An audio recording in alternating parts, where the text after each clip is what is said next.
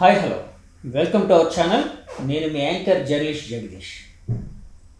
మనం ఇప్పుడు Janasena fire brand MLA Sundarapu Vijay Kumar గారితో ఉన్నామండి.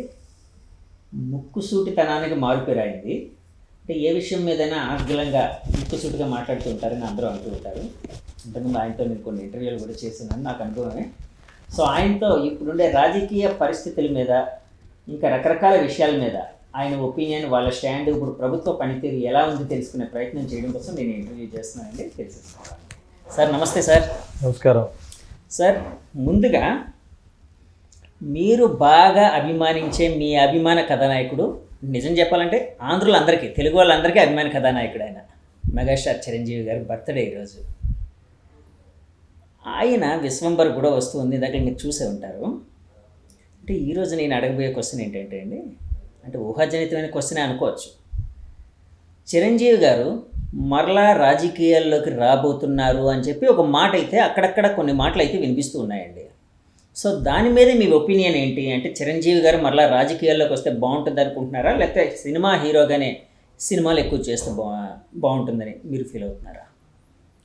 అంటే చిరంజీవి గారిని రాజకీయాల్లోకి రావాలని బయటకు వచ్చి వ్యక్తపరిచిన వ్యక్తుల్లో ఈ విశాఖపట్నంలో నేను ఒకడిని. 2008లో ఓకే. అంతా కూడా మీకు తెలిసే ఉంటుంది. మొత్తం స్టేట్ అంతట్లో చిరంజీవి గారు పార్టీ పెట్టాలని బయటకు వచ్చి గొడవలు చేసిన వ్యక్తి మేము. అప్పుడే ప్రజారాజ్యం వచ్చింది. అందులో నేను ప్రధానమైన వ్యక్తిని. ఉన్న 2-3 వ్యక్తుల్లో నేను ప్రధానమైన వ్యక్తిని. సో డెఫినెట్గా చిరంజీవి గారు రాజకీయాల్లో ఉండాలని కోరుకున్నాం ఆ రోజు. ఇది అయితే చిరంజీవి గారు మనస్తత్వానికి రాజకీయాలు నాకు సరిపోవనే ఒక డెసిషన్కి ఆయన వచ్చారు. కాబట్టి నాకు తెలిసి ఆయన రారు రాజకీయాల్లోకి. బయట జనాలు అనుకుంటారు. బట్ చిరంజీవి గారు వేసిన మొక్కలు ఈరోజు రాజకీయాల్లోనూ కానీ, అలాగే సినిమా ఇండస్ట్రీలో కానీ ఆయన్ని ఆదర్శంగా తీసుకొని కష్టపడే తత్వంతో అనేక రంగాల్లో ప్రతి ఒక్కరు కూడా సక్సెస్ఫుల్ పర్సన్స్ చిరంజీవి గారి అభిమాని అని చెప్పుకుంటారు. ఇప్పుడు నేను కూడా చిరంజీవి గారి అభిమానినే. చిరంజీవి గారు డ్యాన్స్లు, ఫైట్లు చూసి, ఆ గ్రేస్ చూసి చేసిన వాళ్ళమే. సినిమా ఇండస్ట్రీలో అయితే ఎంతోమంది చిరంజీవి గారి పాటలు, చిరంజీవి గారి డ్యాన్స్లు, సినిమాలు చూసి ఆయన ఆదర్శంగా తీసుకుని సినిమా ఫీల్డ్లో ఈరోజు హీరోలు, డైరెక్టర్లు, ప్రొడ్యూసర్లు, జూనియర్ ఆర్టిస్టులు అనేక మంది. చిరంజీవి గారు ఆయన ఒక లెజెండ్. అంటే మీరు ఇప్పుడు ఒక మాట అన్నారు, చిరంజీవి గారి మనస్తత్వానికి రాజకీయాలు సెట్ కావని చెప్పి ఆయన అన్నారు. ఆయన వెళ్ళిపోవడం జరిగింది. అంటే ఆయన రాజకీయాలకు దూరంగా ఉంటున్నారు. అంటే పవన్ కళ్యాణ్ గారి మెంటాలిటీ కంపేర్ చేసినప్పుడు ఆయన ఇంకా సున్నితత్వం కలిగిన వ్యక్తి అని చాలా మంది చెప్తూ ఉంటారు. అబ్సల్యూట్లీ చాలా ఎక్కువ సున్నితత్వం ఉంటుంది, ఆయన చాలా సెన్సిటివ్ పర్సన్ అని. మరి ఆయన రాజకీయాల్లో ఎలా నెగ్గుకొని వస్తున్నారు సార్? అంటే ఒకసారి ఆ తీరు మాకు వివరించగలరా? ఆయన మహాయోగి పవన్ కళ్యాణ్ గారు అనే వ్యక్తి. ఆయన ఒకసారి డిసైడ్ అయిపోయాడంటే ఆయన 600 అయినా 106 అయినా ఆయన పని చేస్తారు. ఈరోజు ఈ దేశం కోసం ఆయన డిసైడ్ అయిపోయాడు. నేను రాజకీయాల్లో ఉండాలి, నేను రాజకీయం చేయాలి. రాజకీయాలంటే ఇలాగే ఉంటాయి, రాజకీయాలంటే ఇదే ఉంటాయి అనే పరిస్థితులు వచ్చేసిన తర్వాత నిజాయితీగా ఉండి కూడా రాజకీయాలు చేయొచ్చు. కమిట్మెంటు దేశం మీద, ప్రజల మీద, మానవాళి మీద కమిట్మెంట్తో కూడా రాజకీయాలు చేయొచ్చు. ఇంకా చచ్చిపోలేదు, ఇంకా ఇదంతా చచ్చిపోలేదని చూపించిన వ్యక్తి పవన్ కళ్యాణ్ గారు. నాకు మోస్ట్ సెన్సిటివ్ పర్సన్ నేను ఎక్కడన్నా చూశానంటే ఆయనే. ఆయన హృదయం చాలా ఇది అయినా కూడా ఆయన రాజకీయాల్లో ఉన్నారు అంటే అది ఆయన సంకల్ప బలం. అంటే సార్, పవన్ కళ్యాణ్ గారిని బాగా దగ్గరగా ఎరిగిన మనుషులు చాలామంది ఆయన మొదట్లో రాజకీయాల్లో పార్టీ పెట్టినప్పుడు కూడా చాలా సార్లు అన్నారు, ఆయన సెన్సిటివ్ మెంటాలిటీకి రాజకీయాలు పడవు, ఎలా సెట్ అవుతారు ఇట్లాగా. అందుకే కదా 10 సంవత్సరాలు అయింది. అందుకే కదా అక్కడి నుంచి చూస్తే 15 సంవత్సరాలు అయింది. ఓకే. ఆయన పడవ అనేది ఏమి ఉండదండి. కదా ఎలా అనుకున్నారు, నెగ్గారుగా. ఈరోజు ఆంధ్రప్రదేశ్, తెలంగాణ కాదు, దేశం మొత్తం పవన్ కళ్యాణ్ గారి వైపు చూస్తుంది.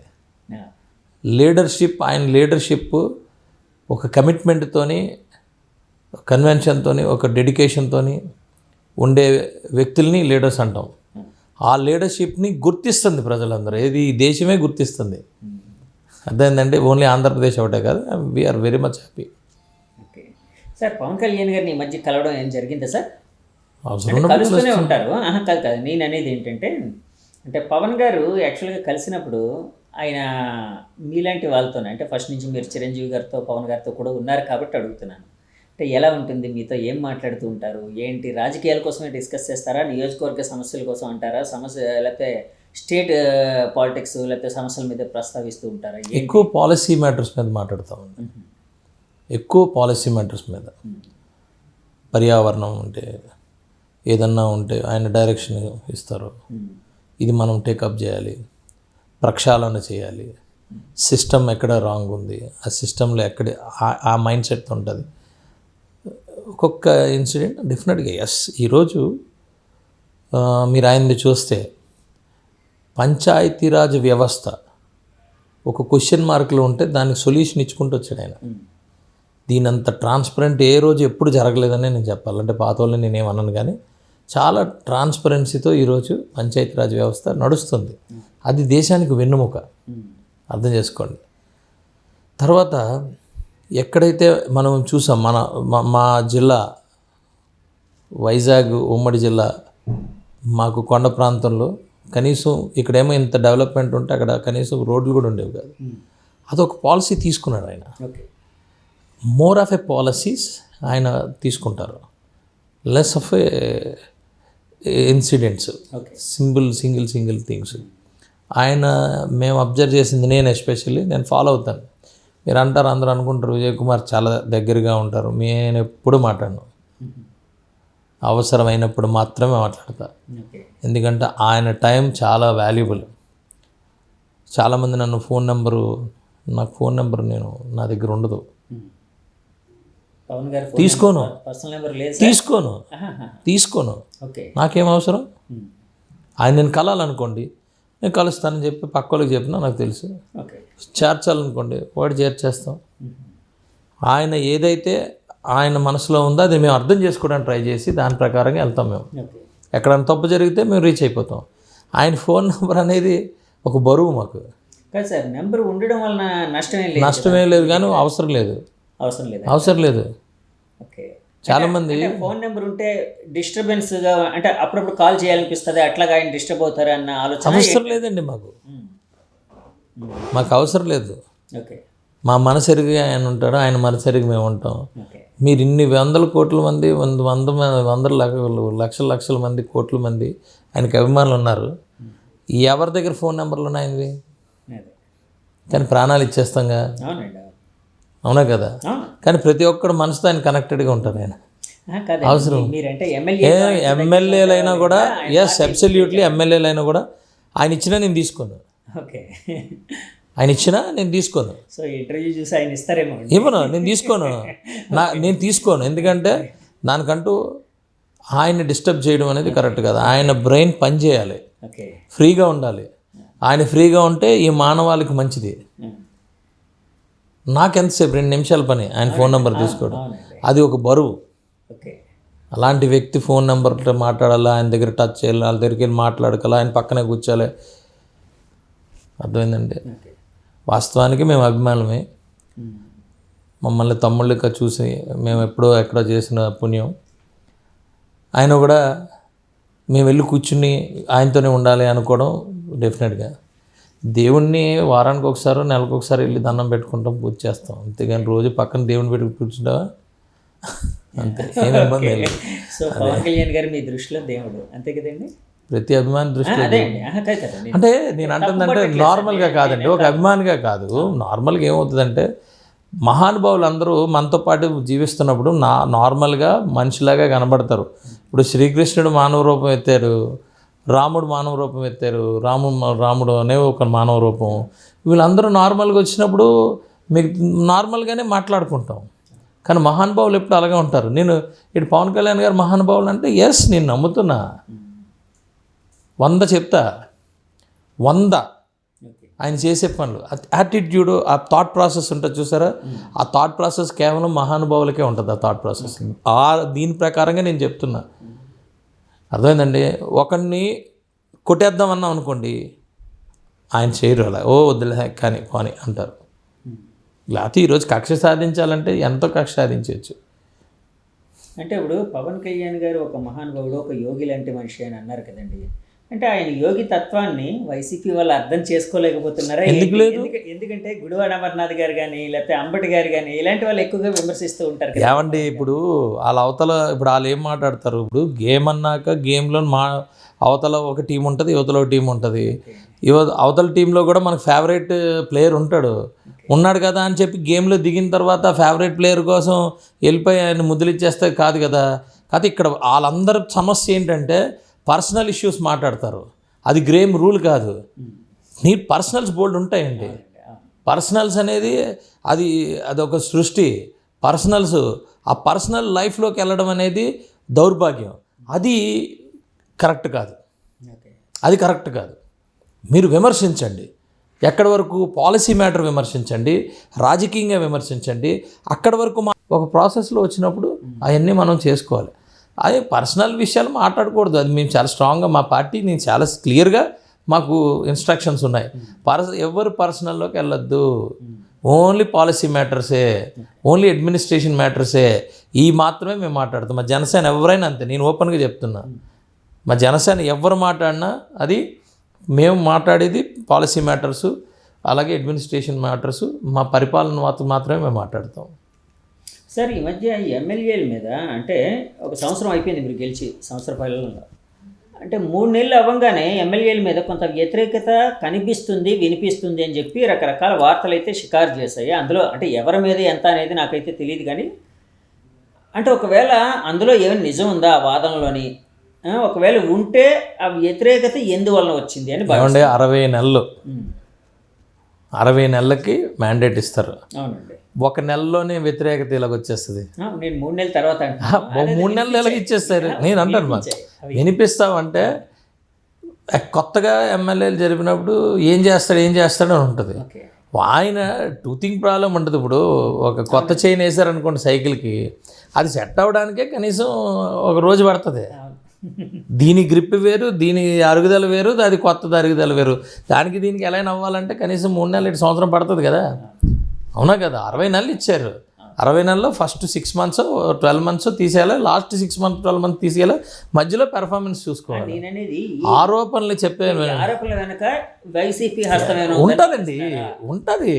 అపోజిషన్ కూడా ఆరోపణ చేయకపోతే ఎలా?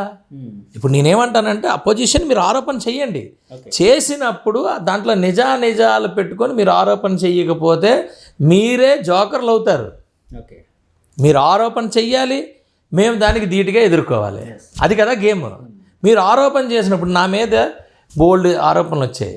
ఈరోజు ఏవి ఫస్ట్ 10 daysలోనే మా కంపెనీలు అన్నింటిలోనే డబ్బులు తీసేసుకుంటున్నారు అని చెప్పి వేశారు, అటా అని వేశారు. 10 రోజుల్లో కనీసం మేము టచ్ అన్న చేయగలం వాళ్ళని.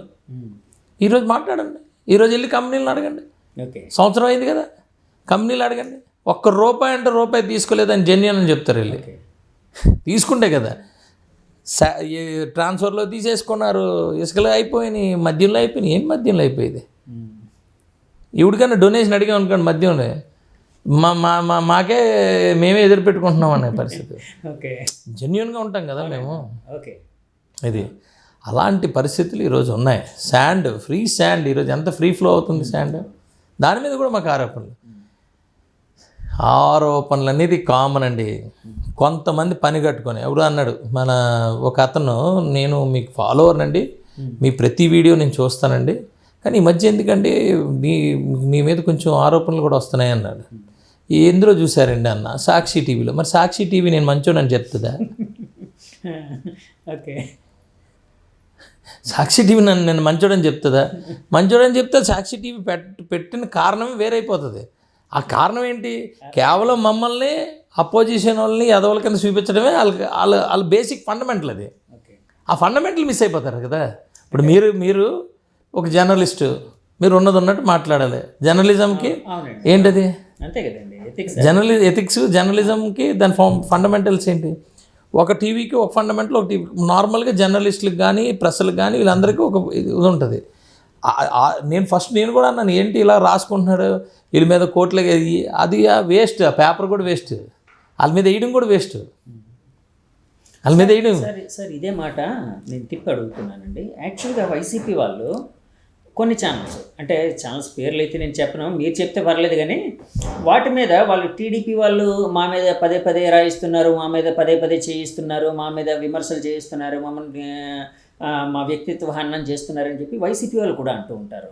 మరి అందులో నిజం ఎంత అంటే వాళ్ళ వాదనలు ఏమంటే నేను అంటుంది ఒకటి చెప్తాను చూడండి. ఒక విలేకరికి కానీ, ఒక జర్నలిస్ట్కి కానీ, ఒక మీడియా ఛానల్కి కానీ, మీడియాకి కానీ దయచేసి మీ ఫండమెంటల్ ఎథిక్స్ ఏంటనేది గుర్తుపెట్టుకోండి. మీ ఫండమెంటల్ ఎథిక్స్ని మర్చిపోయి మీ సర్వైవల్ కోసం, మీ ఫండమెంటల్స్ వేరే ఫండమెంటల్స్ కోసం ఈ ఏదైతే కలర్ తీసుకొని మీరు వచ్చి మీరు క్లెయిమ్ చేసుకోవడానికి మీరు అర్హులు కాదు. ఇది నేను చాలా క్లియర్గా చెప్తున్నాను. As a citizen of India, నేను భూమి మీద ఒక మానవుడిగా పుట్టి భూమి మొత్తం మీద మాట్లాడుతున్నాను. ఎందుకంటే జర్నలిజం కానీ పొలిటీషియన్స్ మారితే మారచ్చు, పాలసీస్ మారితే మారచ్చు, పాలసీస్ కానీ భూమి మీద చట్టాలు మారుతాయి. గుర్తుపెట్టుకోండి, ఒక దేశానికి చట్టాలు వేరుంటాయి, ఒక దేశానికి formats, political formats వేరుగుంటాయి.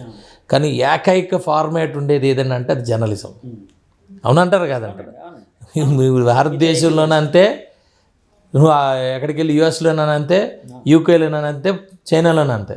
Journalism is journalism అంతే. క్లియర్ అండి? కానీ చట్టాలు మారుతాయి, పొలిటీషియన్స్కి ఉన్న ఫండమెంటల్స్ మారిపోతాయి. అంటే అది నియంతల ఎవరి కాళ్ళకి ఫార్మేషన్ చేస్తారు. కానీ జర్నలిజం మాత్రం ఒకటే ఫండమెంటల్స్. భూమి అంతా హ్యుమానిటీ అంటే ఏం ఫండమెంటల్ ఉంటుంది, జర్నలిజం అంటే ఆ ఫండమెంటల్ ఉంటుంది. ఊరికే జర్నలిజం అనే ఒక కోట్ కప్పుకొని నేను జర్నలిస్ట్ ఛానల్ అనుకొని వస్తే నేను కామెంట్స్ చేయటం లేదు. అలాంటిది అనవసరం కదండి, దాన్ని మేము చూడకూడదు. నేను అంటుంది ఏంటంటే వాళ్ళని వదిలేయాలి.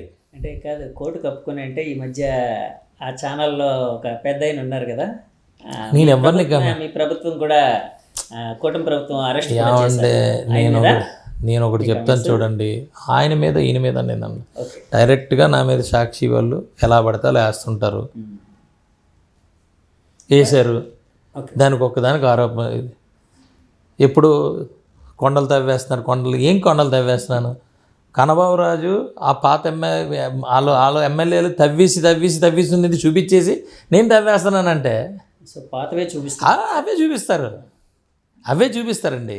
ఇప్పుడు ఇల్లు వాడు కట్టుకుంటాడు, వాడు పునాదికి తీసి ట్రాక్టర్లు వేసుకుంటాడు. మేము గవర్నమెంట్ ఒప్పుకుంటున్నాం కదా, పేదోడు వేసుకోవడానికి ఒప్పుకోమా? అది కూటమి ప్రభుత్వం వచ్చిన తర్వాత దందాలు అని మొత్తం విజువల్స్ అంతా తీసేస్తే విజువల్స్ ఎక్కడి నుంచి వచ్చాయి? నేను వాళ్ళ గురించి ఏం మాట్లాడను, డైరెక్ట్గానే మాట్లాడతా. మీరు చేసిందంతా తప్పు, అబ్సల్యూట్లీ తప్పు. అది ప్రజలు తెలుసుకుంటారు. ఇప్పుడు ఆ ఊర్లోకి వెళ్ళి ఇది చూపిస్తారండి, ప్రజలకు తెలీదా? నాకు ఓటు వేయాల్సింది ఎవరు? వాళ్ళు, ఆ ఊరోళ్ళు. మీరు చూపించే అమెరికాలో కూర్చున్న వాళ్ళు కాదు. ఏ ఊరోళ్ళు? ఆ ఊరోళ్ళు. సో నా ప్రజలు నాకు ఇంపార్టెంట్, వాళ్ళు కాదు. వాళ్ళకి తెలుసు ఫ్యాక్ట్స్ ఏంటనేది అక్కడ తెలుసు. మీరు వీడియోలు ఎన్నైనా తీసుకోండి, ఎన్ని విజువల్స్ అయినా రానండి, దేశం కాదు ప్రపంచం అంతా ఏదైనా నమ్మనండి. నా ప్రజల వరకు నేను నిజాయితీగా ఉన్నాను, అంతే. నా ప్రజల వరకు నేను నిజాయితీగా ఉన్నాను. ఏదో ఒక రోజు దొరుకుతారు డెఫినెట్గా. నేను అన్నాను కదా, మీరు ఆరోపణ చేయండి, నేను తీసుకుంటా.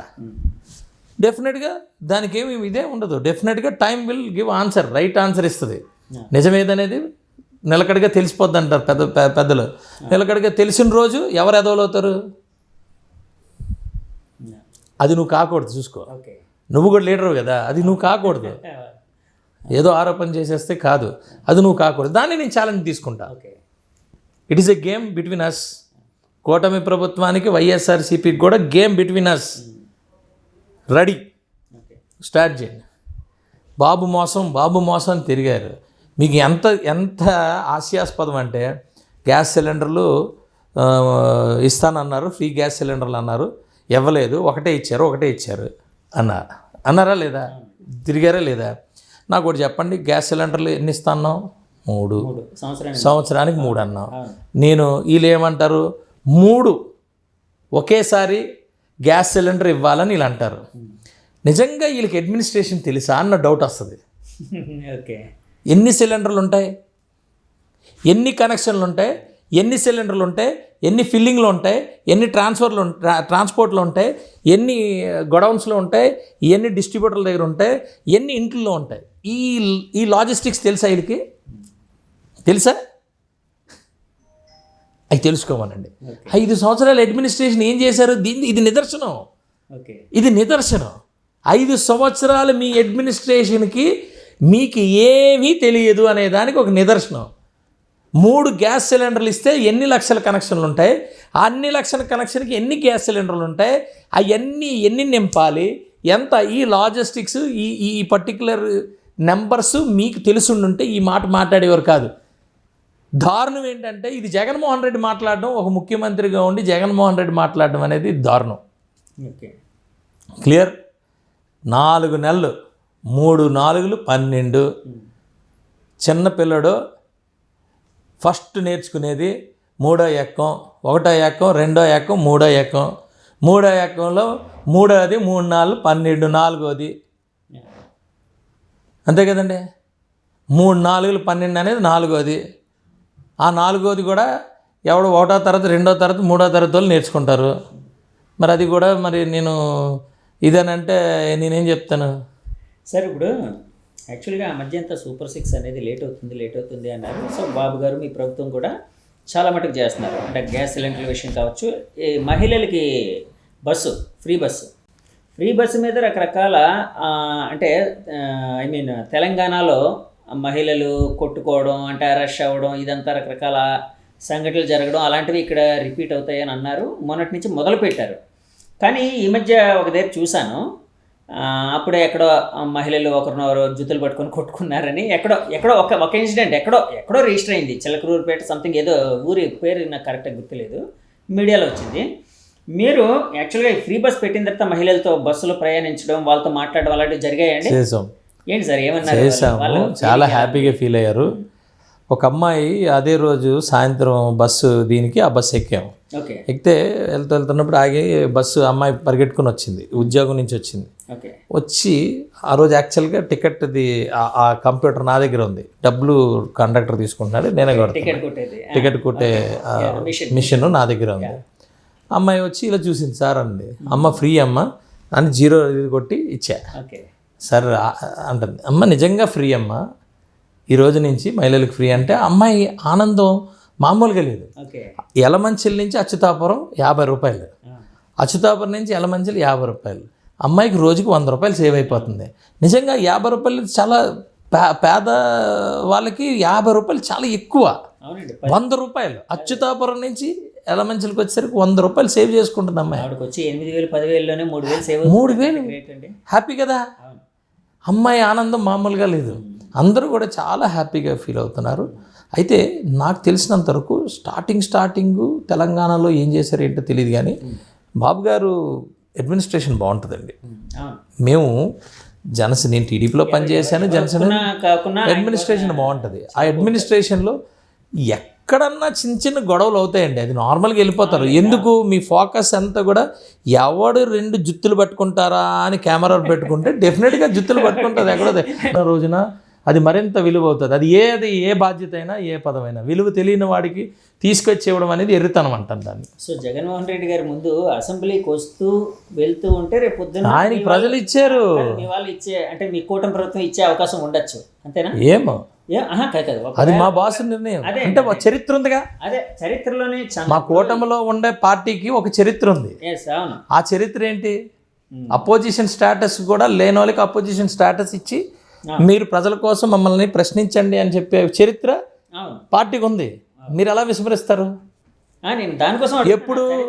ఎప్పుడు నీ మినిమమ్ బేసిక్స్ నువ్వు పాటించిన రోజు, మీ బేసిక్స్ మీరు పాటించిన రోజు, మీరు బేసిక్సే పాటించకపోతే మేమేం చేయగలుగుతాం? అంతే కదా. తీసుకెళ్ళి ఏం చేస్తారు?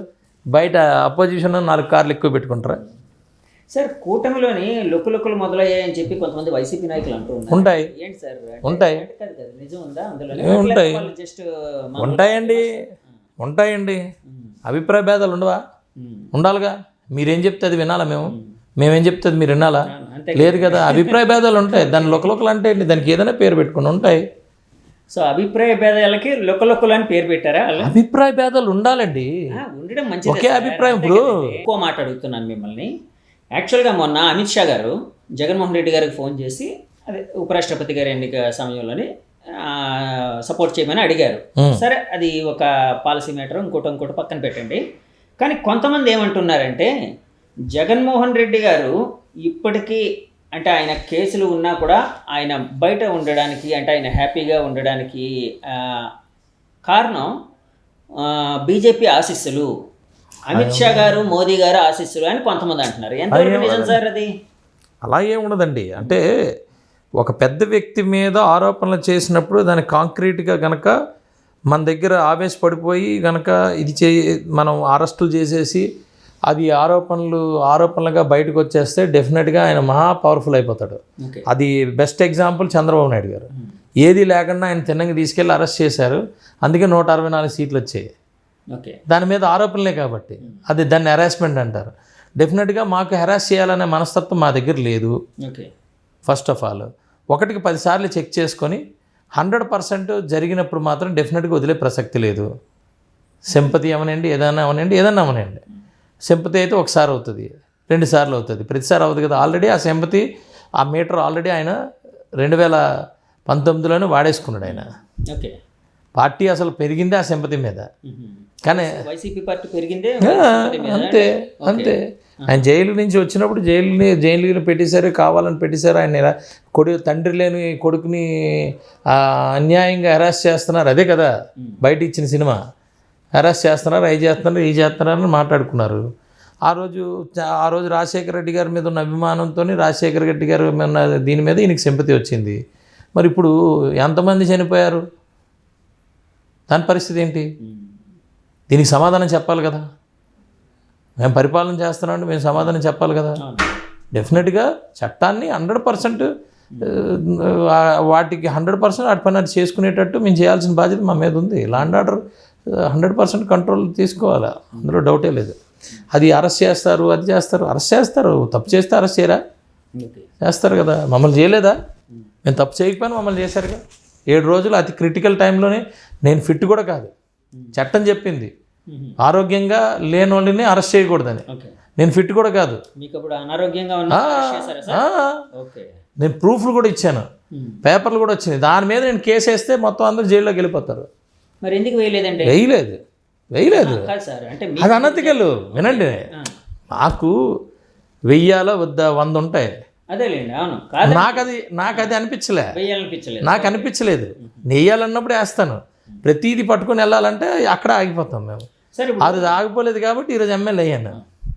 సార్, ఇప్పుడు వైజాగ్ విషయానికి వచ్చినప్పటికీ మీరు వైజాగ్ శాసనసభ్యులు, వైజాగ్ సిటీలో ఉన్నారు కాబట్టి, చుట్టుపక్కలే కాబట్టి, వైజాగ్ని ఏ విధంగా డెవలప్ చేయబోతున్నారండి మీ కూటమి ప్రభుత్వం? అంటే ఏ విధంగా అయితే బాగుంటుందని మీ ఆలోచన? ఏమండి, వైజాగ్ని దాన్ని అలా వదిలేస్తే అది ఆటోమేటిక్ డెవలప్ అయిపోద్దండి. యాజ్ ఎ వైజాగ్ గేట్ మాట్లాడుతున్నాను నేను. కొంచెం ఊతమిచ్చి కొంచెం చేస్తే ఇంకా పెరుగుతుందండి. కానీ వైజాగ్ని 1924 మధ్యలో పూర్తిగా సర్వనాశనం చేశారు. దాన్ని హోల్డ్ చేసి దాన్ని తొక్కిపడేశారు. ఈరోజు 100% ఐటీకి వైజాగే డెస్టినేషన్ అండి ఈ రాష్ట్రంలో. హైదరాబాద్, బెంగళూరు, విశాఖపట్నం అనేది ఐటీ డెస్టినేషన్ అండి. దీన్ని బేస్ చేసుకొని మనం వైజాగ్ని ఇచ్చేస్తాం. ఉమ్మడి వైజాగ్లో ఈరోజు ఈ రాష్ట్రానికి ఆర్థికంగా ఇది రాజధాని లాంటిది, ఆర్థికంగా సపోర్ట్ చేసేదే. ఎందుకంటే ఉమ్మడి విశాఖపట్నం, అనకాపల్లి జిల్లా, విశాఖపట్నం జిల్లా మేము ఇచ్చే ఇప్పుడు ఇక్కడి నుంచే కాంట్రిబ్యూషన్ అంత ఉంటుంది. ట్యాక్స్ కాంట్రిబ్యూషన్ అంతా ఇక్కడి నుంచి, ఈ 2 ప్రాంతాలు తిరుపతి నుంచే ఎక్కువ కాంట్రిబ్యూషన్ ఉంటుంది. మన దగ్గర నుంచి ఉంటుంది. డెఫినెట్గా దీనికి ఏంటంటే మొన్న కూడా విఎంఆర్డీఏలో మీటింగ్ అయినప్పుడు మేము ప్రాపర్గా అన్నీ చూసుకున్నాం. డెఫినెట్గా ఇక్కడ 100% దీన్ని డెవలప్ చేసుకోవాలి. Best infrastructure, best amenities, tourism, industries, IT, వీటన్నిటి మీద బెస్ట్ తీసుకొని రావాలి. అంత ల్యాండ్ కూడా యూటిలైజేషన్లోకి తీసుకురావాలి. ఇవన్నీ మంచి ప్లాన్స్ చేసుకున్నాం. నా దగ్గర మీరు చూసే ఉంటారు. అలాగే ఇప్పుడు రింగ్ రోడ్స్ అని అవన్నీ ఇవన్నీ ప్లాన్ చేసుకుంటున్నాం. ఇవన్నీ చేస్తాం. 100% అవుతుంది. అంటే కానీ అంటే మనం తెలుగు వాళ్ళం కాబట్టి అడుగుతున్నానండి. అంటే మన తెలుగు వాళ్ళకి ఎప్పుడైనా కంపారిజన్ వచ్చినప్పుడు మన వాళ్ళందరం హైదరాబాద్తో, ఆంధ్ర వాళ్ళందరూ హైదరాబాద్తో పోలుస్తారు. ఎందుకంటే హైదరాబాద్ అనేది ఒక మెగా సిటీగా రూపుదిద్దుకుంది అప్పట్లో ఉమ్మడి ఆంధ్రప్రదేశ్లో. సో ఇప్పుడు ఇంకా ముందుకు వెళ్తూ ఉంది, కాదంటలేదు. మన వైజాగ్ ఒక హైదరాబాద్లో తయారవ్వాలంటే ఎంతకాలం పట్టే అవకాశం ఉందని మీరు అనుకుంటున్నారు? పడుతుందండి. అంటే అది ఎంతకాలం పట్టచ్చు, ఎలాంటి ఏంటంటే హైదరాబాద్లో నిజామ్స్ పరిపాలించారండి. హైదరాబాద్లో నిజామ్స్ పరిపాలించారు. నిజాం దీంట్లోనే ప్రపంచంలోనే ఐడెంటిఫైడ్ బిలియనీర్స్ వాళ్ళు, అంత బాగా డబ్బున్న వాళ్ళు నిజామ్స్ పరిపాలించారు. సో హైదరాబాద్ ఐడెంటిఫైడే. అదొక్క హైదరాబాదే, చుట్టుపక్కల ఏం కాదు. మళ్ళా చుట్టుపక్కల గ్రామాలు చూసుకుంటే మన గ్రామాలు బ్రహ్మాండమైన గ్రామాలు. ఒక హైదరాబాద్ని చూసుకుని తెలంగాణ అంతా డెవలప్ అయిపోయిందని అంటే కుదరదు. హైదరాబాద్ ఒకటే, చుట్టుపక్కలంతా అప్పుడెప్పుడు ఎలాగ ఉందో ఇప్పుడు అలాగ ఉంది. మనం ఇంకా మన దగ్గర ఇన్ఫ్రాస్ట్రక్చర్ అది ఇది ఉంది. నేనేమంటానంటే లొకేషన్ వైజ్గా అది సెంట్రలైజ్డ్ ఇండియాకి. సో అన్ని కనెక్టివిటీస్ అక్కడ అవసరం. నువ్వు మీ ఫ్లైట్ ఎగిరారంటే మధ్యలోని కావాలంటే అక్కడ దిగాల్సిందే. So connectivities easy connected. అది లొకేషన్ వైజ్గా చాలా అడ్వాంటేజ్. ఇది హైదరాబాద్ అనేది చాలా అడ్వాంటేజ్. మీరు అటు బెంగళూరు వెళ్ళండి, ఇటు వైజాగ్ రావండి, అటు కోల్కతా వెళ్ళండి, ఎక్కడా లేని, ఈవెన్ ఢిల్లీకి కూడా లేనంత లొకేషన్ అడ్వాంటేజ్ హైదరాబాద్కు ఉంది. కానీ ఫాస్ట్గా ప్రతి ఒక్కరు అక్కడి నుంచి ఈజీగా ఎట్నుంచైనా ఇండియాలోని ఎట్నుంచైనా ఎటన్నా మూవ్ అవ్వచ్చు. ఇప్పుడు ఢిల్లీ నుంచి చెన్నై రావాలంటే 3 గంటల 2.5 గంటల ఫ్లైట్కి పడుతుంది. అదే మీరు ఇక్కడి నుంచి ఎటు వెళ్ళినా కూడా 1 అవర్లోనే వెళ్ళిపోతారు మొత్తం అంత లొకేషన్. దాని మీద దట్టు విజనరీ చంద్రబాబు నాయుడు గారు, ఆ విజనరీ, ఆ ఇన్ఫ్రాస్ట్రక్చర్ ఇవన్నీ డెవలప్ చేయడం వల్ల అది అలా అయింది. మనది కూడా అలాగే మనం డెవలప్ చేసుకుంటాం. మనకున్న అడ్వాంటేజెస్ ఏంటి, మనకు ఉన్న shore advantage, logistics advantage, IT advantage, ఈ అడ్వాంటేజ్లో మన ప్లాన్ మనకుందండి. As a leader, as a future leader 100% మన ప్లాన్ మనం చేసుకుంటాం. అంటే ఎందుకు నేను ఈ క్వశ్చన్ అడుగుతున్నానంటే సార్, చాలామంది ఇప్పుడు ఐటీ సెక్టర్లో ఉండే కుర్రాళ్ళు, ఇప్పుడు చదువుకున్న వాళ్ళు ఐటీ జాబ్ కావాలంటే లేకపోతే కోర్సులు కావాలంటే హైదరాబాద్ వెళ్ళాల్సి వస్తుంది. వైజాగ్ అందుకుందండి. వైజాగ్ అందుకుంది, దాన్ని మొత్తాన్ని చంపేశాం. వాళ్ళందరినీ ఖాళీ చేస్తాంగా. 1924 మధ్యలో వీళ్ళు ఖాళీ చేస్తారు కదా వైసీపీ వాళ్ళు. అన్నింటిని ఖాళీ చేసి తోస్తారు బయటికి ఇక్కడి నుంచి, వైజాగ్ నుంచి. మళ్ళీ వచ్చి తీసుకురావాలంటే దానికి ఒకసారి మీకు ఎప్పుడైనా కూడా ప్లెయిన్ ల్యాండ్ మీద ఇల్లు కట్టడం చాలా ఈజీ. ఒక ఇల్లు పడగొట్టి మళ్ళీ ఇల్లు కట్టడం అంటే చాలా కష్టం. అలాగే ఒకసారి ఆ క్రెడిబిలిటీ పోయిన తర్వాత మళ్ళీ ఆ క్రెడిబిలిటీని తేవడం అనేది చాలా కష్టం. మొన్న చంద్రబాబు గారు సింగపూర్ వెళ్ళింది నేను ఎందుకంటే ఆ క్రెడిబిలిటీ పోయింది, మళ్ళీ వాళ్ళని ఒప్పించడానికి కొన్ని మాటలు. అవును, ట్రూ. దాని మీద అంటే చంద్రబాబు గారు అక్కడ రకరకాల వాళ్ళతో కొన్ని ఇవన్నీ చేసుకున్నారు, అంటే చర్చించారు ప్లాన్స్ అంతానా. దాని మీద ఇక్కడ ఐటీ మినిస్టర్గా పనిచేసిన గుడివాడ అమర్నాథ్ గారు ఒక ప్రెస్ మీట్లో ఒక మాట అన్నారు, చంద్రబాబు గారు షో ఆఫ్ చేయడం తప్పితే ఏం లేదు. ఇంతకుముందు దావోస్ దాంతో పేరుతో కూడా అలాగే చేశారు, ఇప్పుడు సింగపూర్తో చేస్తున్నారు. ఇట్లా వాళ్ళు దావోస్ ఎలాగ వెళ్ళారో మీకు తెలుసు. దావోస్లో చలి పుడుతుంది, స్నానం చేయలేదు, అయ్యా కబుర్లు. దావోస్ వెళ్ళి వాళ్ళు ఏం చేశారో చెప్పమానండి. చంద్రబాబు నాయుడు కామెంట్ చేయడం తర్వాత చూసుకుందాం. ఏమండి, చంద్రబాబు నాయుడు ఇంకా ఏం చేశారనేది ప్రపంచం మొత్తానికి తెలుసు. ఒక సిలికాన్ సిటీ తయారు చేశాడు యూఎస్లో ఆయన. అర్థమైందా లేదండి? ఇక్కడ నుంచి తయారు చేసిన వాళ్ళందరూ వెళ్ళి అక్కడ ఒక సిటీనే తయారు చేశారు. ఇక్కడ వేసిన విత్తనాలు ఇక్కడే మొక్కలు కాదు, అక్కడ మానులు తయారవుతున్నాయి. ప్రపంచం మొత్తంలో మానులు తయారవుతున్నాయి. ఈయన పానీపూరి బండ్లు కూడా ఇప్పటివరకు రాలేదు. సరే, అమర్ తెలుసుకొని మాట్లాడమనండి. ఈయన ఏం చేశాడో ముందు చెప్పమానండి. వీళ్ళకి రికార్డు ఉంది, 5 సంవత్సరాల రికార్డు ఉంది కదా. ఒక మంత్రిగా చేసే 2 సంవత్సరాలు 3 సంవత్సరాలు మంత్రి. కనీసం మా అనకాపల్లి అచ్యుతాపురం రోడ్డు వేయలేదు ఆయన. ఈ దావోస్ గురించి చంద్రబాబు నాయుడు గురించి మాట్లాడడం అనేది కరెక్ట్ కదా. అనకాపల్లి శాసనసభ్యుడిగా పనిచేసి రోడ్డు వేయలేదా సార్? వేయలేదు కదా. అప్పుడు చాలా రేపు 1 వీక్లో అయిపోతుందని కూడా వేసారా? రోడ్డే వేయలేకపోయాడు ఆయన మంత్రిగా ఉండి. వదిలేండి. ఇప్పుడు బొత్స సత్యనారాయణ గారు నేను ఒక మాట అన్నారు, యాక్చువల్గా అమరావతికి సంబంధించిన దాని మీద మళ్ళీ మేము పార్టీలో ఒకసారి చర్చిస్తాము. అంటే రాజధానిగా టీడీపీ వాళ్ళు కూటమి అంతా ప్రతిపాదించారు కాబట్టి, అంటే నడుస్తుంది కాబట్టి, అమరావతి అక్కడే ఉంది కాబట్టి అని అన్నారు. దాన్ని అంటే వాళ్ళు అంతకుముందు 3 రాజధానులు అన్నారు. ఫస్ట్లో అమరావతి ఓకే అన్నారు, తర్వాత మళ్ళీ 3 రాజధానులు అన్నారు. మళ్ళీ ఇప్పుడేమైనా యూటర్న్ తీసుకునే అవకాశం ఏమైనా ఉందా? అంటే ప్రజల ఆ అభిష్టానికి అనుగుణంగా మీకేమనిపిస్తుంది ఆ మాటల వల్ల? వైఎస్ఆర్సీపీ పార్టీ యూటర్న్ పార్టీ అది. ఓకే. దాని బేసే ఫండమెంటల్ యూటర్న్లు. ఆ టర్న్లు కావాలి వాళ్ళకి. స్ట్రైట్ లైన్లో ఎప్పుడు వెళ్ళరు, యూటర్న్లు. సరే మంచిదే, సత్యబాబు గారు లాంటి వాళ్ళు అన్నారంటే మంచిదే కదా. మేము చెప్పిందే మీరు వినాలని మేము అనలేదు. అక్కడ మీరు మా దారిలోకి వస్తున్నారు అని అనలేదు. డెఫినెట్గా హ్యాపీ. ఎందుకంటే అక్కడ ఒక రాజధాని కట్టినప్పుడు అన్ని పార్టీలు సపోర్ట్ చేయాలి. ఇన్నాళ్ళకి మీకు కొంత ఆలోచన వచ్చింది, సరే మంచిదే కదా, మంచి ఆలోచనలే కదా. డెఫినెట్గా మేము వాళ్ళు మాట్లాడుతున్నాం, మంచిదే కదా, మేము అప్రిషియేటే చేస్తాం. మా దానికి మీరు చెయ్యాలని మేము అనము. మీరు చెయ్యాలని, లేకపోతే మీరు చెప్పింది మేము చేయకూడదు అనేది లేదు కదా. ఎప్పుడు కూడా కంటిన్యూటీ ఆఫ్ అడ్మినిస్ట్రేషన్ ఉండాలి. అది కంటిన్యూటీ ఆఫ్ పాలసీస్ లేకపోతే ఎలాగవుతుంది, ఇబ్బంది లేదు. ఆహ్వానిస్తాం, డెఫినెట్గా ఆహ్వానిస్తాం. సార్, ఇప్పుడు వైజాగ్ స్టీల్ ప్లాంట్ ఇష్యూ అనేది యాక్చువల్ దేశవ్యాప్తంగా చాలా చర్చనీయాంశం అయింది, అందరూ గమనిస్తూ ఉన్నారు. అంటే వైజాగ్ స్టీల్ ప్లాంట్ ఇష్యూకి సంబంధించి నిన్ననే ఏదో క్యాంటీన్లు మూతపడ్డాయి ఇలాగని చెప్పి అన్నారని రకరకాలు నడుస్తున్నాయి. యాక్చువల్గా మీ కూటమి ప్రభుత్వం అంటే అక్కడ ఎమ్మెల్యే గారు, స్థానిక ఎమ్మెల్యే గారు కానీ లేకపోతే కూటమి ప్రభుత్వం అంతా ఏమన్నారు అంటే 1400 కోట్లు సెంట్రల్ గవర్నమెంట్ నుంచి తీసుకొని వచ్చాము అక్కడ స్టీల్ ప్లాంట్ పునరుద్ధీకరణ కోసం అని చెప్పారు. కానీ మరి అలాంటి సమయంలో అంటే 1400 కోట్లు అంటే చిన్న విషయం కాదు, అది చాలా ఎక్కువ అమౌంట్. సో అలాంటి టైంలో ఈ స్టీల్ ప్లాంట్ మూత పడిపోబోతుంది, మూత వేసేస్తున్నారు, కూటమి ప్రభుత్వం దానికి సహకరిస్తుంది పరోక్షంగా అని చెప్పి కొన్ని విమర్శలు అయితే వస్తున్నాయండి. అసలు ఏంటి సార్ వైజాగ్ స్టీల్ ప్లాంట్ పరిస్థితి ఎలా ఉందనుకుంటున్నారు మీరు? అదేమి వైజాగ్ స్టీల్ ప్లాంట్ ఏమి ప్రైవేటీకరణ అవుతుంది, అది నాకు తెలుసు. దాని గురించి వదిలేసేయండి. ఊరికే పొద్దున్న లేచి వీళ్ళు మేనిఫెస్టేషన్ చేస్తుంటారు, మూతపడిపోతున్నారు. 100 మంది మూతపడిపోవాలంటే మూతపడిపోవాలా? అంటే మేనిఫెస్టేషన్ వల్ల పనులు అవుతాయి. ఎందుకు అవుతాయి? డెఫినెట్గా అవుతాయి. మీరు శుభ్రంగా కోరుకోండి, అది మూతపడదు, ఎట్టి పరిస్థితుల్లో మూతపడదు. ఊరికే ఇప్పుడు అడ్మినిస్ట్రేషన్ వాళ్ళు మేనిఫెస్టేషన్ చేస్తారు. అవును, ఊరికే తెలియకుండా మేనిఫెస్టేషన్ అవుతుంది తెలియకుండా. మనం ఏం కోరుకున్నా మన నోట్లోంచి ఏమొస్తుంది, అది కావాలా వద్దా కూడా తెలియదు. అర్థమైందా మీకు? మీరు ఎందుకు నమ్ముతారు? మీరు నమ్మకండి. మీరు నమ్మేది ఇది అవ్వదు, ఇది ప్రైవేటీకరణ అవ్వదు, మీరు చేయండి. ప్రైవేటీకరణ అవ్వదు. మా ఇప్పుడు ఎన్ని రోజులైంది ఇది వచ్చి? ఎన్ని రోజులైంది ఏదొచ్చి ఈ పర్టికులర్ వైజాగ్ స్టీల్ ప్లాంట్ ప్రైవేటీకరణ అవుతుందని? చాలా కాలం నుంచి 5 సంవత్సరాల పైన అయిందా లేదా, నడుస్తుందా లేదా? మరి అది ఇవన్నీ ఎందుకండి? మీరు ప్లాంట్ని ప్రాఫిటబుల్గా నడిపించండి.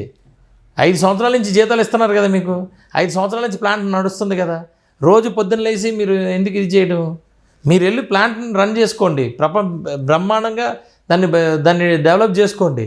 మీరు క్యాంటీన్లు బాగా డెవలప్ చేసుకోండి, క్యాంటీన్లు బాగా రన్ చేసుకోండి. ఇంక రేపో మాపో మూతపడిపోద్ది అన్న పద్ధతిలో మీరు వెళ్ళి అక్కడ ఆ యాటిట్యూడ్తో మీరు అందులోని ఉద్యోగం చేస్తే ఇంకేం చెప్తాను? మేము ఉన్నామండి ఇక్కడ, అది మూతపడనీయకుండా ఉన్నాం. మీరు అది ప్రాఫిటబుల్గా మీరు రన్ చేయండి. 5 సంవత్సరాలు అనేది మూతపడకుండా అది ఏంటాము ప్రైవేటీకరణ అవ్వకుండా ఉంది కదా, ఉందా లేదా? ఇదే కదా వాస్తవం. మరి 5 సంవత్సరాలు అద్భుతాలు సృష్టించలేమా? ఎవరి వల్ల ఆగింది? పవన్ కళ్యాణ్ గారి వల్లే, చంద్రబాబు నాయుడు గారి వల్ల ఆగిందా లేదా? మరి ఈ గ్యాప్లోని మీరు జాగ్రత్తగా దాన్ని ఇంకా కాంక్రీట్గా చేయొచ్చు కదా. ఎన్నాళ్ళు మేము కాస్తాం? ఎన్నాళ్ళు కాయాలి? ఎంతసేపు ప్రైవేటీకరణ అవుతుంది ఎవడో వచ్చి ఒక జెండా తగిలించుకొని ఇది ప్రైవేటీకరణ అవుతుంది? నీకు ఊడి చెప్పాడే 5 సంవత్సరాల నుంచి అవ్వలేదు, ఇంక అవుతుందా? నువ్వేం చేస్తున్నావు అది అవ్వకుండా ఉండడం కోసం? ప్రతి ఒక్కడు నేనేం చేస్తున్నాను అనేది ప్రశ్నించుకోండి. నేనేం చేస్తున్నాను? అవ్వనివ్వకుండా నేను కాపాడుతున్నాను. ఆ లోకల్ ఎమ్మెల్యే ఏం చేస్తున్నాడు? అవ్వనివ్వకుండా ధర్నా చేశాడు, ఆమరణ నిరాహార దీక్ష చేశాడు. అలా లోకల్గా ఉన్న లీడర్ పవన్ కళ్యాణ్ గారు హుటాహుటిన పరిగెట్టారు అది అవ్వకుండా ఆపడం కోసం. రేపనే రోజు అలాంటి ప్రపోజల్ ఏమనంటే పరిగెడతాం, ఆపుతాం. నీకేం కావాలి? నువ్వేం చేస్తున్నావు? పొద్దున్న లేచి ఆ ప్లాంట్ బాగోగు కోసం నువ్వు ఏం చేస్తున్నావు అది నువ్వు ప్రశ్నించుకో. అందులో ఉండే ఎంప్లాయీస్కి అందరికీ నాకు బాధ్యత ఉంది, మీకు బాధ్యత ఉంది, వాళ్ళకి బాధ్యత ఉంది. యాజ్ ఏ జర్నలిస్ట్గా మీకు బాధ్యత ఉంది. ఇది అవ్వదు. అరే నేను అంటుంది నేను I will put in this type, ఈ రకంగా నేను పెడతా. ఇది అవ్వదు, అవుతే అప్పుడు చూసుకుంటాం. అవ్వదు అని ఎందుకు మీరు కాన్ఫిడెంట్గా లేరు? మేము చెప్తున్నాం కదా. కానీ ఇక్కడ ఒక మాట వినిపిస్తుందండి. యాక్చువల్గా ఉమ్మడి విశాఖ జిల్లాలోని ఒక కొత్త స్టీల్ ప్లాంట్ రాబోతుంది. అనకాపల్లి దగ్గరలో, యలమంచిల దగ్గరలో అని అన్నారు. మిట్టల్ నక్కపల్లి అంటే కొంతమంది అంటున్న మాటని మీ దృష్టికి తీసుకొని వస్తున్నాను.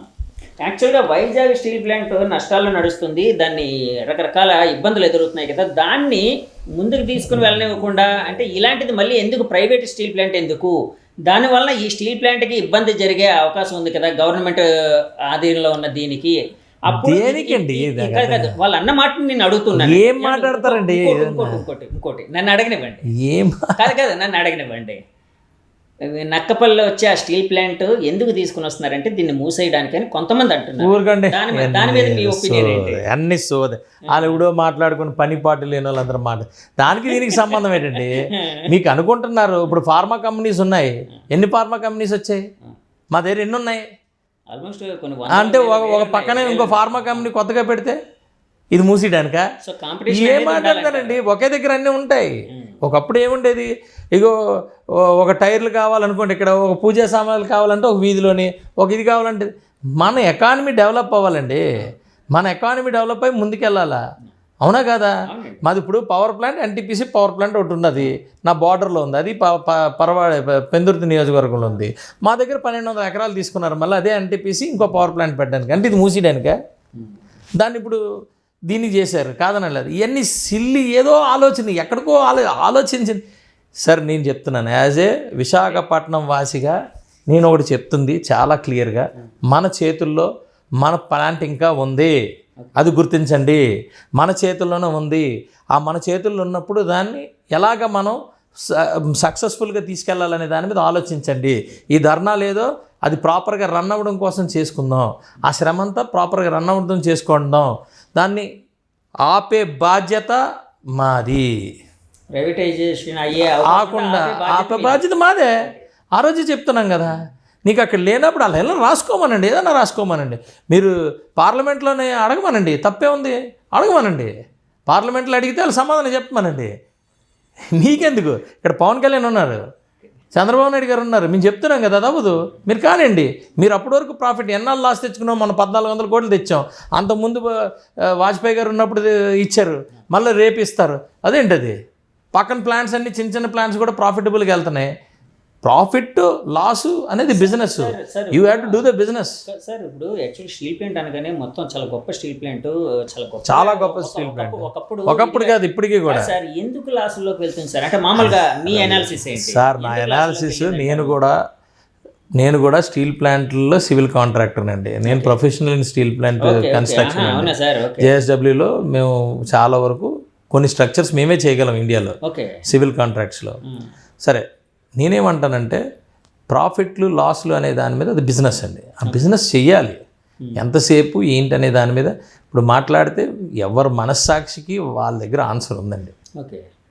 ఇప్పుడు నేను మాట్లాడి ఏదో కాంట్రవర్సీ అది కాదు, మాట్లాడాల్సినప్పుడు డెఫినెట్గా మాట్లాడతాను, అందులో డౌటే లేదు. ఇప్పుడు మనం రక్షించుకోవాలి అంటే ప్రతి ఒక్కడు కూడా ఎవరి బాధ్యతలు తీసుకోవాలి. అంతేగాని అందరు తీసుకొచ్చి ఒకటి మీద ఒత్తిడి పెట్టేసి మేము ఖాళీగా కూర్చుంటాం, మేము ఎలాంటి పడితే అలాంటి రెచ్చగొట్టేస్తుంటాం జనాలని, మీలాంటి వాళ్ళు మేము మాకెందుకని మేము అలా ఉండకూడదు, ఉండకూడదు. అలా కాదండి, ప్రెస్ అలా కాదండి. మీ రెస్పాన్సిబిలిటీ మీకు ఉంటుంది కాదండి, జర్నలిస్ట్ రెస్పాన్సిబిలిటీ జర్నలిస్ట్కి ఉంటుంది కాదా? చెప్పండి. ఉంది కాబట్టి మీ ద్వారా క్లారిటీ కోసం. క్లారిటీ ఏం క్లారిటీ అండి? 5 సంవత్సరాలు 5-6 కాదండి నేను అంటుంది, 6-7 సంవత్సరాలు 5-6 సంవత్సరాల నుంచి 7 సంవత్సరాల నుంచి ప్రైవేటీకరణ అవుతుంది అని మీరు రాస్తున్నది అవ్వలేదండి. సార్ నేను దాని ప్రొసీజర్ ఏంటి? అలా కాదు, నేను మీరు ఒక బాధ్యతాయుతమైన పదవిలో ఉన్నారు, బాధ్యత ఉన్నారు కాబట్టి మీ ద్వారా క్లారిటీ నిజమే. అరే నేను నిజం అందరికీ అడిగాను సార్, నిజం అందరికీ తెలుసు. మన బాధ్యత ఏంటి సార్? ఈరోజు అలా కాదండి, రేపు బతికుండాలంటే ఈరోజు మనం అన్నం తినాలా లేదా? 10 సంవత్సరాల వరకు మనం బతికుండాలంటే ఈరోజు అన్నం తినాలా లేదా? ఈరోజు వదిలేసి 10 సంవత్సరాలు బతుకుంటాము. అప్పుడు 2034కి నా పరిస్థితి ఏంటి? 2034 నా పరిస్థితి ఏంటంటే ఎలాగా? ఈరోజు నువ్వు ముందు అన్నం తిను, ఈరోజు నువ్వు ఎక్సర్సైజ్ చెయ్యు, ఈరోజు నువ్వు ఆరోగ్యం కాపాడుకో, అది నీ చేతుల్లో ఉంది. 34 భగవంతుడి చేతుల్లో ఉంది. ఎంతసేపు భగవంతుడా నేను 34లో నేను బతికుండాలంటే ఇక్కడ ఎగిరిపోతావు నువ్వు ఫస్ట్, నీ ఆరోగ్యం పాడైపోతుంది. అంతే ఇప్పుడు ఆరోగ్యం పాడైపోతుంది. సార్ నేను చెప్పేది ఏంటంటే సార్, ఒక జర్నలిస్ట్గానే కాకుండా ఒక తెలుగువాడుగా నేను అనుకునేది ఏంటంటే స్టీల్ ప్లాంట్ అనేది సక్సెస్ఫుల్గా ఉండాలి. ఎందుకంటే 100% ఉంటుందండి. 3 మంది బలిదానం సార్ ఎవరు వాటిని కదపరండి. ఓకే, స్టీల్ ప్లాంట్ని సక్సెస్ఫుల్గా చేసుకోవాల్సిన బాధ్యత మన విశాఖపట్నంలో ఉన్న అందరికీ ఉందండి. దాన్ని ప్రాపర్గా రన్ చేసుకోవాలండి. అందరినీ రన్ చేయమనండి. ఎట్టి పరిస్థితుల్లో నాయకులను మనం ఉన్నాం 100%. వాటిని అడ్డిన తర్వాత మాట్లాడుతున్నాం. దాన్ని అడ్డాము, దాన్ని 100% ప్రైవేటీకరణ అవ్వకుండా చూసుకుంటాం. సార్ ఇప్పుడు నేను మాట్లాడిన మాటలని ఇవి నా మాటలు కాదు, యాక్చువల్గా బయట వినిపిస్తున్న మాటలు. ఈ బయట వినిపిస్తున్న మాటల్లోని పొలిటికల్ గేమ్ ఏదైనా ఉందని భావించవచ్చు అంటారా? ఉంటుందండి, పొలిటికల్ గేమ్ ఉంటుంది. అలా కాదండి, వాళ్ళకున్న అవకాశాలు, వాళ్ళకున్న అవగాహనతో రకరకాల కథనాలు వస్తాయండి. ఆ కథనాలు బయట అన్నారు అనుకుంటే కాదండి. అవన్నీ కాదు. బాధ్యత ఏంటి? స్టీల్ ప్లాంట్ ప్రైవేటీకరణ అవ్వకుండా ఆపాల్సిన బాధ్యత మనకుంది. అది మనం చేస్తున్నాం, ఇప్పటికీ చేస్తున్నాం. 5 సంవత్సరాల నుంచి ఇప్పటికీ మనం చేస్తున్నాం. అప్పుడు వెళ్ళి మాట్లాడాము, ఇప్పటికీ చేస్తున్నాం, ఎప్పుడు చేస్తాం. అందులో డౌటే లేదు. మనం అవి కథనాలు మనం మాట్లాడాల్సిన పని లేదండి. సార్ ఇప్పుడు వైసీపీ గవర్నమెంట్ జమానాలోనే మీరు విజయసాయి రెడ్డి గారు వాళ్ళ మీద కూడా చాలా గట్టిగా పోరాడారు. అప్పట్లో వాళ్ళు చేస్తున్న కొన్ని పాలసీల మీద, వాటి మీద. విజయసాయి రెడ్డి గారు ఇప్పుడు పార్టీ నుంచి వెళ్ళిపోయారు. ఏంటి సార్ ఈ మధ్య ఏమైనా వైజాగ్ ఆయన రావడం అలాంటివైనా ఏం తెలుసా? నాకు తెలియదు. I'm very busy in my constituency. నా కాన్స్టిట్యున్సీలో నా డెవలప్మెంట్ దానికి నేను బిజీ. ఆయన ఏదో బీజేపీలో చేరబోతున్నారు. తెలియదు సార్, నాకు తెలియదు సార్. రాలేదు సార్, నాకు తెలియదండి. ఏదో ఒక పార్టీలో ఉంటారని ఏమి కాదు, నాకు తెలియదు. ఓకే, నాకేం కాన్సన్ట్రేషన్ లేదు దాని మీద. సార్ చివరిగా ఇప్పుడు హరిహర వీరమల్లు చూసారండి? ఎలా అనిపించింది సార్ సినిమా? బాగుందండి. సార్ ఇప్పుడు పవన్ కళ్యాణ్ గారు ఎక్కువ సినిమాలు చేస్తే బాగుంటుందా, ఇంకా ఎక్కువ టైము రాజకీయ సేవకి అంటే జనాల కోసం కేటాయిస్తే బాగుంటుందని మీరు భావిస్తున్నారా? అలా అని కాదండి. ఇప్పుడు కొంతమంది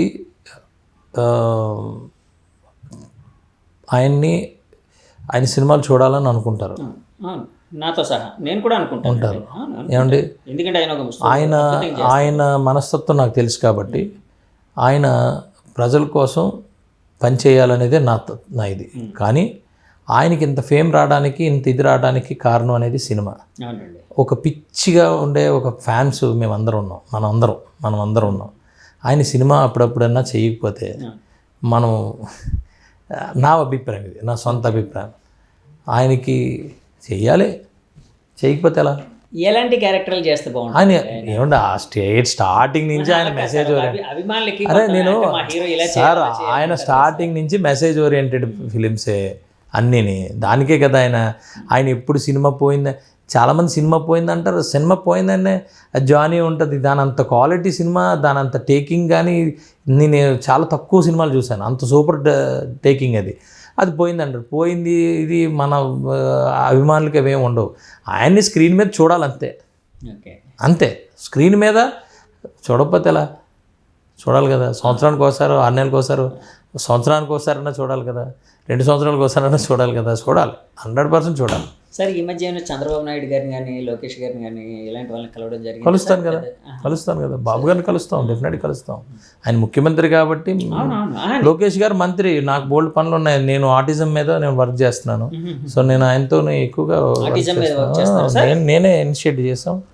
ఆటిజం స్కూల్స్ తీసుకొస్తాం. 125 ఆటిజం స్కూల్స్ మొత్తం రాష్ట్ర వ్యాప్తంగా. మేము క్వశ్చన్ వేసాము, నేనే క్వశ్చన్ వేసాను. దాని మీద ఒక కమిటీ వేశారు. ఆ కమిటీకి నేను పర్సన్. ఆటిజం మీద నిర్విరామంగా స్టేట్ మొత్తం మీద వర్క్ చేస్తాను. ఆయనతో క్లోజ్గా వర్క్ చేస్తాం. అద్భుతమైన రిజల్ట్స్ తీసుకొస్తాం, అందులో డౌటే లేదు. అదొక మానవత్వానికి సంబంధించిన ఒక విషయం. అది లోకేష్ గారు కానీ, చంద్రబాబు నాయుడు గారు కానీ, పవన్ కళ్యాణ్ గారు కానీ, ఇది అంతా కూడా వాళ్ళు ముగ్గురే కాదు, అందరూ ఏకదాటిపై ఒక దీని మీద అందరూ మొత్తం అసెంబ్లీలో ఉన్న నాకు తెలిసిన అందరు ఎమ్మెల్యేలు మెచ్చుకున్న సబ్జెక్ట్ అది. అవునండి, అద్భుతమైన. ఎందుకంటే చాలా తక్కువ మంది దాన్ని కాన్సంట్రేట్ చేస్తారు కదా. ఇది నా లైఫ్ టైం ప్రాజెక్ట్ అండి అది. ఓకే, అవునండి. సూపర్. అలాంటివి రావాలి సార్, మీలాంటి వాళ్ళు. అలాంటి అంటే ఆ దిశగా మీరు నిజంగా అభినందనీయం, అంటే ప్రయాణించడం. సార్ ఇప్పుడు మన ఋషికొండ ప్యాలెస్ని ఏం చేయబోతున్నారు సార్? అదొక $1 మిలియన్ క్వశ్చన్ గా ఉందండి. జనంలోని రాజకీయ నాయకులు కాదండి, ఏదో ఒకటి చేయాలి. అదే సార్, దాని మీద అలా కాదండి, దాని మీద 400-500 కోట్లు పెట్టించారు వాళ్ళు. ఆ 400-500 కోట్లు మళ్ళీ ప్రజలకు తీసుకురావాలి కదా, దాన్ని ఏదో చేయాలి. ఏం చేస్తే బెస్ట్ అనేది చూస్తున్నాం మేము కూడా. సలహాలు నేను అంత ఆలోచన. ఇప్పుడు ప్రాబ్లం ఏంటవుతుందంటే మనకందరికీ థాట్ ప్రాసెస్ ఒకటి వస్తుందండి. మీ థాట్ ప్రాసెస్ అయినా మా థాట్ ప్రాసెస్ అయినా మన దగ్గర నుంచి వచ్చే ఆలోచనలు డెఫినెట్గా ఎక్కడో దగ్గర మ్యాచ్ అవుతాయి. ఎవరికి రాని ఆలోచన ఆయనకు వచ్చింది. సో ఆ ఆలోచన రావాలంటే ఆయనలాగే కొంచెం అతీతమైన పర్సన్ ఎవడన్నా భూమి మీద పుడితే ఆయన ఎతకాలి. ఇప్పుడు జగన్మోహన్ రెడ్డి గారికి ఎవరికి రాని ఆలోచన అలా వచ్చింది. ఇప్పుడు అలాంటి ఆలోచనలకి సరిపడే సొల్యూషన్లు ఇవ్వగలిగే వ్యక్తి భూమి మీద కానీ ఎక్కడన్నా ఉన్నాడేమో ఎదుకాలి. ఎతికినప్పుడు ఆయన దగ్గర నుంచి సలహా తీసుకోవాలి. మనకి అందరూ మనకు అతీతమైన వ్యక్తి ఆయన. అర్థమైందండి. ఆయన దేనికి కట్టాడో ఏం కట్టాడో ఆయనకని తెలుసా. మరి అది ప్రజల కోసం వాడాలంటే ఏం చేయాలనే దాని మీద చాలామంది మాట్లాడతారు. అదేదో డెస్టినేషన్ వెడ్డింగ్ ఇద్దాం, అది ఇద్దాం, ఇది ఇద్దాం, అవన్నీ బ్రేక్ ఈవెన్ అవ్వవు. పెట్టిన ఇన్వెస్ట్మెంట్కి బ్రేక్ ఈవెన్. అది ఇట్స్ అండ్ టూరిజం మనీ. అది టూరిజం మనీ, అది కార్పొరేషన్. అది ఇప్పుడు దాని మీద ఇప్పుడు దానికి ప్రాఫిట్ రావాలి. 500 కోట్లు బ్లాక్ అయిపోయి ఇదైపోయి ఉంది. దాన్ని ఎలాగ చేయాలంటే ఎతకాలి. అలాంటి వ్యక్తిని ఎవరన్నా ఎతకాలి. అందుకే నేను కూడా చెప్తున్నాను, అలాంటి వ్యక్తిని ఎతికితే ఎవడు అనేది ఇప్పుడు మాకు తట్టట్లేదు, మీకు తట్టదు, ఎవరికి తట్టదు, మీరు చెప్పండి. మేము పిలుస్తాం, కావాలంటే అన్ని ప్రొఫెషన్స్ నుంచి మేము ఆహ్వానిస్తాం. ఒకరోజు ఇవ్వండి, మీరు ఎవడు సలహా ఇవ్వలేడు. ఇవ్వాలంటే ఆయనలాగా ఆలోచించే వ్యక్తి భూమి మీద ఎవరన్నా పుట్టుంటే ఆయనతో తీసుకోవాలి. సో ఆ వ్యక్తిని వెతుకుతున్న పరిస్థితుల్లో ఉన్నాం. ఓకే సార్, థ్యాంక్ యూ అండి. చాలా విషయాలు మీరు మాతో పంచుకున్నారు. థ్యాంక్ యూ అండి. యూస్ చూసారు కదండి, ఇది యలమంచిలి ఎమ్మెల్యే జనసేన నాయకులు సుందరపు విజయ్ కుమార్ గారి బ్లాస్టింగ్ ఇంటర్వ్యూ. సో చాలా విషయాలు ఆయన మాట్లాడారు. ఈ ఇంటర్వ్యూ మీకు నచ్చితే మా ఛానల్ లైక్ చేయండి, కామెంట్ చేయండి, షేర్ చేయండి, సబ్స్క్రైబ్ చేయండి. Thank you very much. Signing off మీ జగదీష్. Bye bye.